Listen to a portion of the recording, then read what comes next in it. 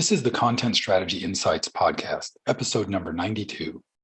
Nicole Buckenwolf helps digital teams classify and organize product information. She currently works on product graphs at Amazon, but we talk in this episode mostly about her earlier work at Etsy. In both jobs, she's dealt with complex product lines and a variety of users and collaborators. In situations like these, it's crucial to give all the folks involved a clear picture of the metadata landscape that they're navigating. Welcome to the Content Strategy Insights podcast, where accomplished content strategy experts share their wisdom with our friends in the content community. Our mission is to democratize content strategy, to make its principles and practices accessible to everyone. And now, here's your host, Larry Swanson. Hi, everyone. Welcome to episode number 92 of the Content Strategy Insights podcast. I'm really happy today to have with us Nicole Buckenwolf. Nicole is currently an ontologist at Amazon, working on the product knowledge graph there. But I met her about a year ago at World Information Architecture Day, and she was at that time working with Etsy. And anyhow, welcome to the show, Nicole. Tell the folks a little bit more about your work, how you ended up at Etsy and then Amazon, and all the interesting stuff you did before that. Sure thing. Thank you. So right now, I, as you said, work at Amazon. I'm on the product graph team, and the main customer I work with is the Amazon music team. So I'm building data models for music. But yeah, my path here is fairly circuitous, as I think a lot of taxonomists and ontologists are. So I actually started out, I majored in medieval studies. I was kind of a fairly typical undergrad, and then I had no idea what I wanted to study. So I sort of played around with some things, ended up in medieval studies, graduated with a history degree. Ended up going back to school a few years later for a graduate degree in library science. I wanted to focus on rare books and kind of be able to use my medieval history degree. So I did that. Kind of alongside of that, and after I graduated from library school, I was working with a lot of nonprofits, just as a personal interest of mine, interested in museums and art galleries and things like that. I found that the work I always ended up doing with those institutions was sort of data management, data organization work. Some of that involved like a donor databases. Some of it involved like survey research, like taking survey responses and sort of categorizing and coding the responses to kind of, derive meaning from them. And I got really, really interested in that work. And it was something I hadn't really considered as like a manifestation of my library science degree when I was there. So when I was looking for jobs a few years later, when I was looking to leave the small town I was living in and going to Chicago, I was doing a job search, and I was very frustrated. And so I did like a kind of like a joke search for logic puzzles in Indeed.com. And this job came up, and it was a taxonomist job. And it was like, do you like logic puzzles? You'll love taxonomy. And they were offering to train people that had a background in library science. So I interviewed and I got the job, and I moved to Chicago. And I loved it pretty much immediately. Like, it probably helped that they had a great trainer there, a great manager that was training taxonomists. But I absolutely fell in love with it. And so that was the point when I was like, oh, this is really going to be my career now. And yeah, it's history from there. I worked there for a while at the consulting firm for a couple of years. From there, I went to Amazon. I then left and went to Etsy for a year, and now I'm back at Amazon again.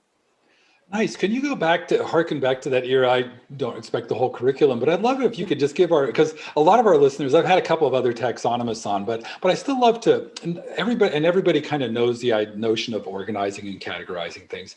But could you give us your take on taxonomy and some of the key lessons that you learned in that training that you got in your first job? Yeah, sure. Obviously, I think one of the things that for me was really interesting about it and really critical was that categorization it's really subjective. Like, I'd always thought of it as being kind of like an objective thing that like makes logical sense, and it does to some extent. But you do need to build like a model for the use case that you're serving. And having come from the library science world, there's a lot of like bibliographic standards that they use and reuse again and again, and that makes sense for that space. But it had never occurred to me that there could be this kind of like frontier of classification in the world of e-commerce, where you're not using standards for the most part. You're kind of making it up for whatever client you're working with.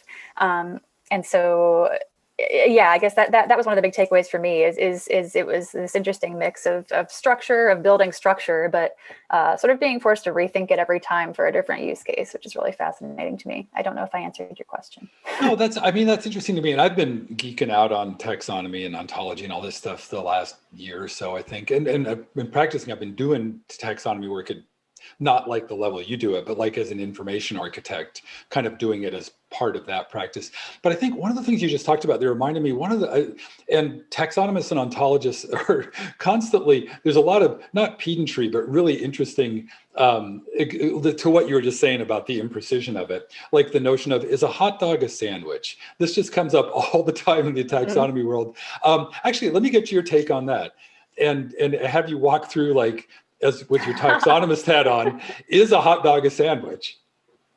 Man, that's such a good question. God, I honestly, I haven't thought too much about it. Yeah.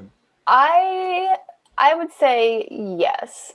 And again, this is less thinking about its like physical characteristics and more about the fact of like the context of when people would eat a sandwich or when they would eat a hot dog.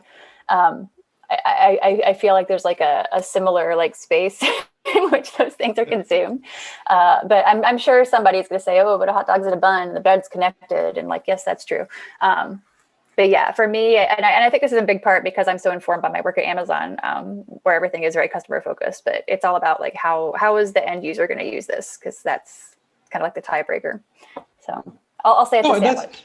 Yeah, okay. And I'm kind of with you on that because, and when you go back to like user intent, which is a big thing in our world and satisfying that user's needs, it was the Earl of Sandwich had it invented so he could hold it in one hand and eat while he still wrote and worked and all that other stuff. So I think, and that gets sort of at like the meaning around a sandwich and the meaning associated with how you're classifying and organizing that thing.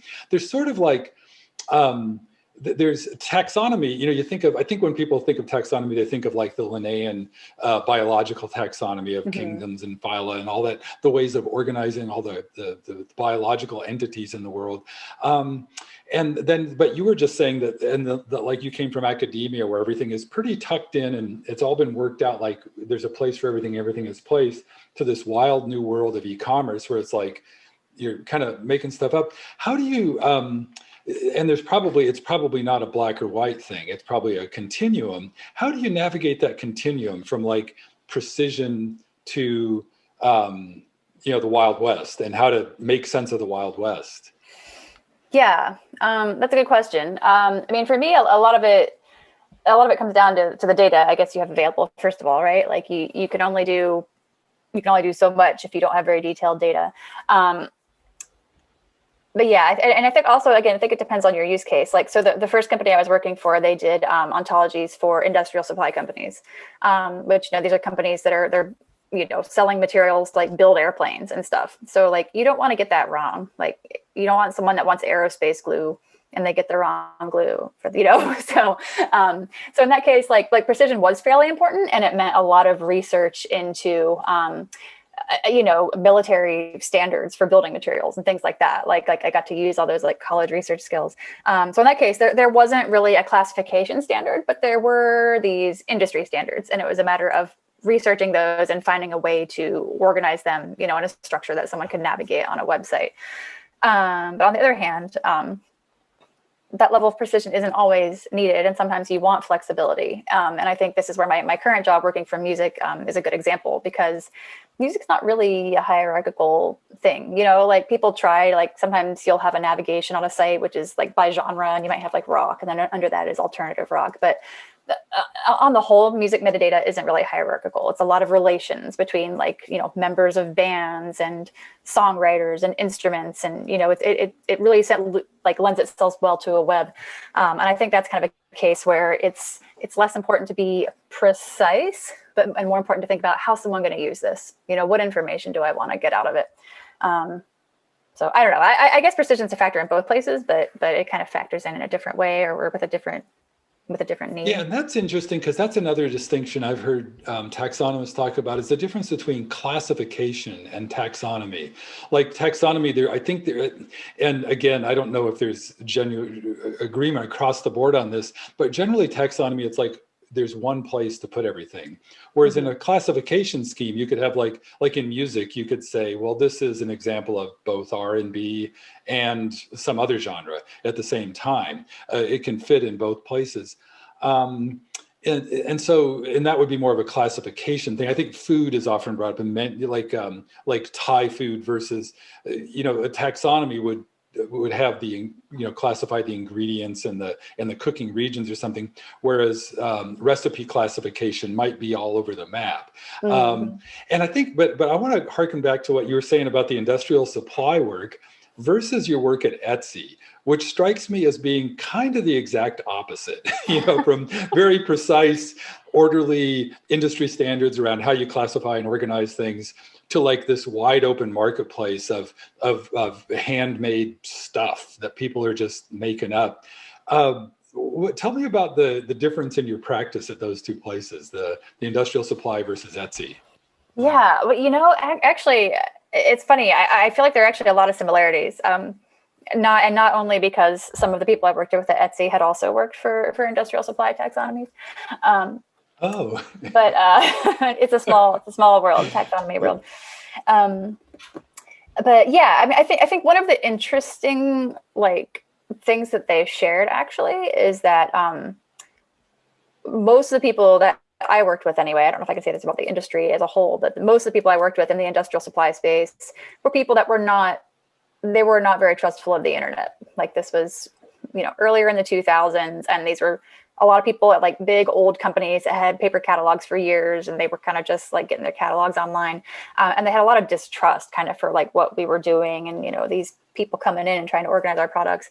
And I feel like that there's kind of a similar sentiment among Etsy sellers where there's this feeling of well, you don't understand what I do. Can I trust you with my information? Which is interesting because they're such different worlds, right?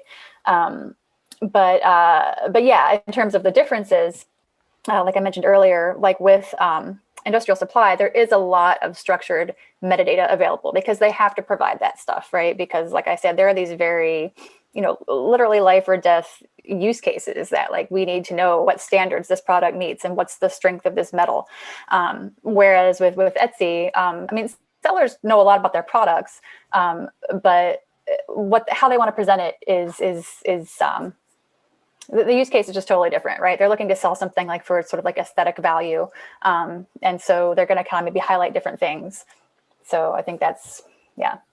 And that kind of reminds me of you're in one of those roles kind of in the middle of this whole thing between the underlying information architecture structure that drives these whole, whether it's a commerce thing or a catalog thing or whatever it is, up to the end user. And matching up their needs. It's occurring to me as you talk about that dynamic, like at Etsy, you also have two users. You have the end user, the consumer that's actually buying these handmade things from them, and then you have this vendor that's supplying it. There's just a lot going on there. And tell me how you interact with the front end design. There's so many people you could be interacting with. It occurs to me that the people who are managing the relationships with the vendors, as well as the vendors, individual, actual relationships with the vendors themselves, the end user customers, how you present things to them, how they talk about stuff, and then tidying it up for whatever system you're operating it in. Seems like you're really in the middle of a lot of that stuff. How do you navigate that?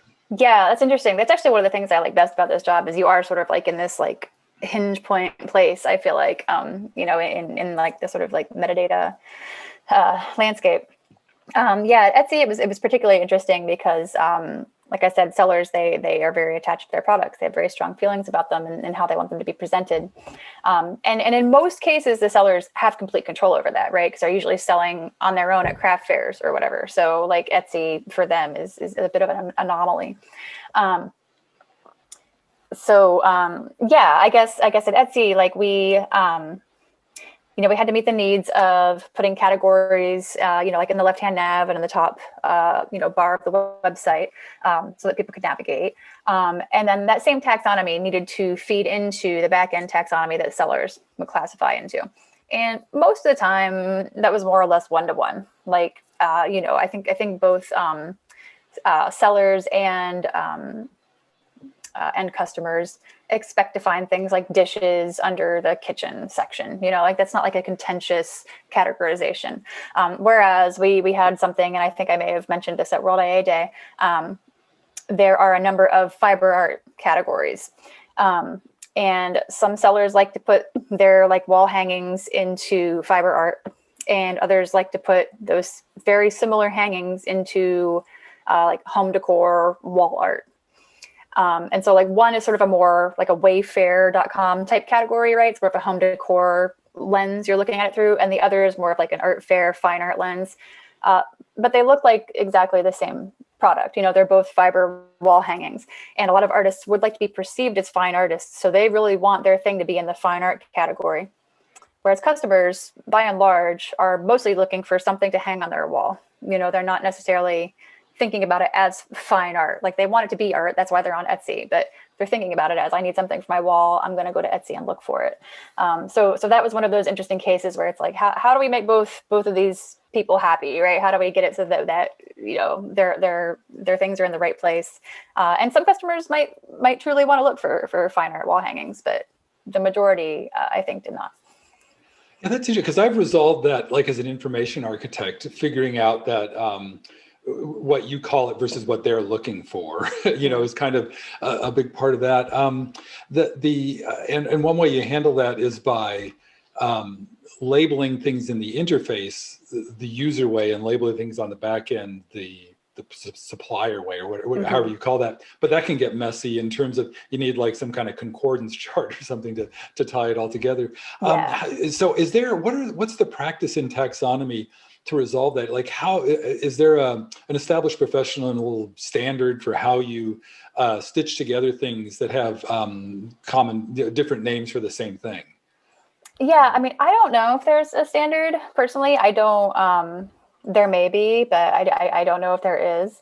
I mean, I think the most common thing I've seen is like the use of polyhierarchy, right? Where you maybe have like the same node listed under two different parents, and maybe you name it something else, but it's all of the items assigned to that node are coming from the same place on the back end. Yeah, not every system can handle polyhierarchy. And so that's, I think, when you kind of enter this place where maybe you need to make a decision about how you present it. And it's really more of like a technical limitation that you have to figure out how to work around. Yeah. And that gets back to that, you're at that hinge point between the technicians and the technologists and the end users and the customers and all that. Tell me about actually, I wanted to ask specifically, and maybe there's the question I was just about to ask is in this, about your time at Etsy. That seems like such a, like when you were talking about the Wild West earlier, that seems as Wild Westy as it can be. In terms of that, were there differences? You mentioned that there was even some overlap between maybe the people who worked at the first place you worked in Etsy. But how did the staffing and how people work together in that sort of, like the industrial standardized world versus the Etsy world, did that reflect in the culture of the folks you were working with? Oh, yeah, definitely. Absolutely. And I mean, I don't know if it can be like totally, attributed to the culture necessarily. But there was certainly a very different atmosphere between the two places. I mean, the staff at Etsy is generally like much younger as a whole.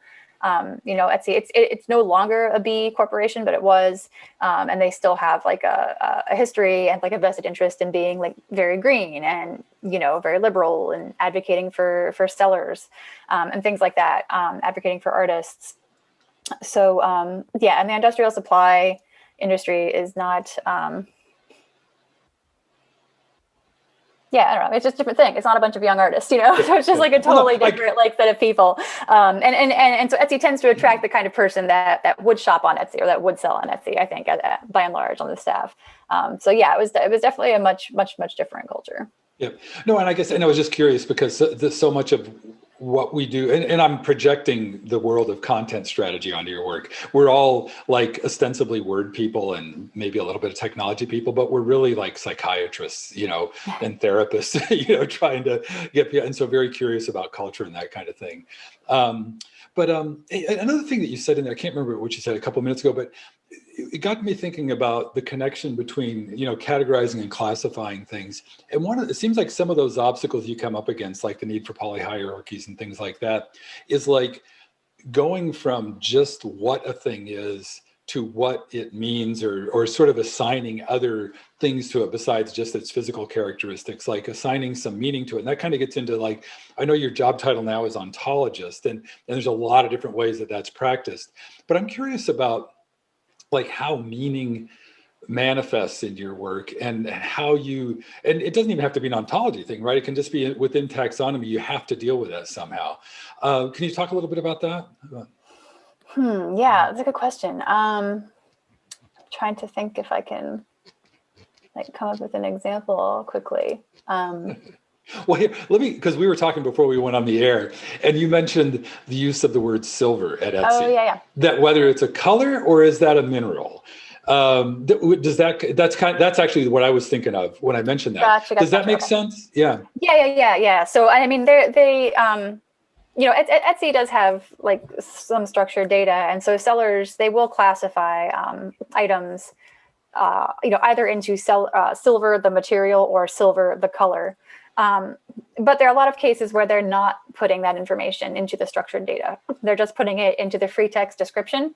And so that's where there's a lot of ambiguity, because, a person reading the description might be able to tell if it's silver the color or silver the metal. But it can be hard to understand the meaning of silver without someone going through and reading every single description to get the full context. So there was a lot of that where there were just buckets and buckets of free text that it was very hard to kind of pull out the meaning from. Yeah. And that's, and I guess but you just do your best, I guess, to organize things and to give, and this must be, and I think I've talked to people who see taxonomies as like a kind of a fixed thing, but they're not, right? I mean, this must be growing and evolving, and like these kind of questions like that I'm asking you will come up and you'll be like, oh, how can I fix that with taxonomy? Is that how fixed do taxonomies stay, or how dynamic are they as a business grows and changes? Yeah, that's a great question. I mean, I think a lot of it depends on just what relies on the taxonomy. In a lot of cases, if a lot of systems rely on the taxonomy not changing, then even if it needs to change, it might not. But I mean, I think as a rule, taxonomy should be fairly fluid, because I think they're based on whatever they're classifying. And if the corpus of things that are being classified changes, then maybe that data model doesn't suit it anymore. Sometimes, I mean, this is kind of an extreme example that's not too common, but sometimes a new product comes onto the market, when those single wheel motorized scooters became popular a few years ago. So there was no category for those, so it's all of a sudden, you need to create a category for something. And that's more drastic than what usually happens, but those changes are always happening, right? Those things are always being invented, or, new materials or whatever. So you need to be able to go with that. Yeah. And it seems to me, I'm just thinking off the top of my head here, that it almost seems like a new thing would be easier because you just find its place for it. But it seems like change might be harder than the introduction of a new thing. Is that, and I can't think of an example, but I know I can feel the concept of people's perception of a thing changing or something to where it might end up being reclassified. Yeah. I totally agree. Yeah. Hey, something else we talked about before we went on the air, and this kind of harkens back to what I was talking about. And this is the title of my podcast is Content Strategy Insights. And one of the insights that we all have had as content strategists is that we're really more therapists than we are word people or, editors or whatever we're doing, and dealing with people's feelings a lot. And there's sort of that, I was asking you earlier about kind of work culture, but there's also the interaction culture. And maybe even if you're not directly interacting with the vendors and how they feel about, your categorization of something or things like that, how do you communicate that up and down, however you're communicating with them, to get to a place where everybody's happy, where their feelings have been addressed, but you still have the things organized the way you need? Yeah, that's an interesting question. I mean, I think Etsy has, they have a lot more avenues for that than most other places, in that, they have these seller forums on their website that sellers, post in, and they have ways for sellers to recommend categories and things like that. So there is this kind of flow of information from sellers to Etsy. And then in turn, if they make a lot of major like taxonomy changes on the site, like information about that will go out to sellers, and along with any guidance for how to use it. Like if they've created a certain attribute that you can only, put certain values for, like they'll kind of communicate that information. But yeah, I mean, I think, again, like someone that's been at Etsy longer might be able to talk more about like sort of the dynamic, but in my experience, everyone is never satisfied. So you're always going to have sellers that don't like the changes that you made. I don't know. It's a tough one because you want to build trust with sellers, but like you're also in this position where you're also seeing what people are buying, and you're seeing search queries, and you know how customers are thinking about things. And so you're coming to that with that context that sellers might not have. So I don't know. I think the thing about Etsy is like they're genuinely trying to do right by the artist, and like they want to sell artists stuff, they want to help artists make money. So I think there's generally like best intention there. But the sellers may or may not agree with the decisions made. Mm-hmm. Something you just said there about like that, it reminds me of something I probably should have asked about earlier, but the process of the research that informs your work, like those like learning those about those feelings that the vendors have. You said there's that forums that Etsy specifically has, but there must be other ways. Do you have are there like UX researchers or other folks who are or product people who are talking to the customers and feeding that information to you? Or yeah, absolutely. Etsy has a really robust like UX program in general. So yeah, you can probably find lots of talks on the internet that they've recorded. They do a lot of user research and stuff like that. Again, combing seller forums. There are a lot of like I used to be involved in the world of craft fairs actually, so I'm in a lot of like Facebook groups for people that do craft fairs and things. So you kind of see people posting there. There's kind of a lot of different ways you can sort of gather like anecdotal information from sellers. Mm-hmm. Yeah, I think we all have our listening posts that we routinely visit nowadays. Well, hey, Nicole, we're already coming up close to time. I'm always amazed at how quickly these conversations go. But hey, I wanted to give you a chance, if there's anything that's come up that's occurred to you during the conversation, that's just on your mind about taxonomy or an ontology practice that you'd like to share with the folks before we wrap up. I think I would just say, and of course I'm biased coming from the background I am, but the profession is becoming more and more codified in the sense that like you can study ontology in school now, and I think more and more new grads are kind of coming out with this idea fresh that they want to be a taxonomist or an ontologist. And I guess I would just say like, that's great and that's awesome. And I'm glad that exists. But at the same time, I would just say to other people, like, don't be afraid of this field. Like it's, I think anybody that likes research and is like interested in like learning about technology can thrive. And like it's kind of like one of the few places I think where you can kind of come in from a totally different career path and sort of carve a space for yourself with unique skills. So some just say don't be afraid of ontology. Thank you. No, I think usually this is another thing about content strategy that comes up all the time is imposter syndrome, and your advice would be like, you're not an imposter. You're as welcome here as anybody else. So Thank you for that. Yeah. Well, thanks so much, Nicole. One very last thing. What's the best way if people want to follow you? Do you have a social media account or a place you like to connect with people online? Oh, yeah, I do. Twitter is probably the best place. And my handle is my first initial and last name with no vowels. So it's NBCKNWLF. It's like N Buckenwolf, no vowels. Buckenwolf. Got it. Okay. And I'll put that in the show notes as well for folks. Well, thanks so much, Nicole. Really fun conversation. I really enjoyed talking with you. Thank you. I appreciate it. Thank you for listening. If you can think of a friend who might enjoy this episode, please share it with them. And please join us again for our next content strategy interview.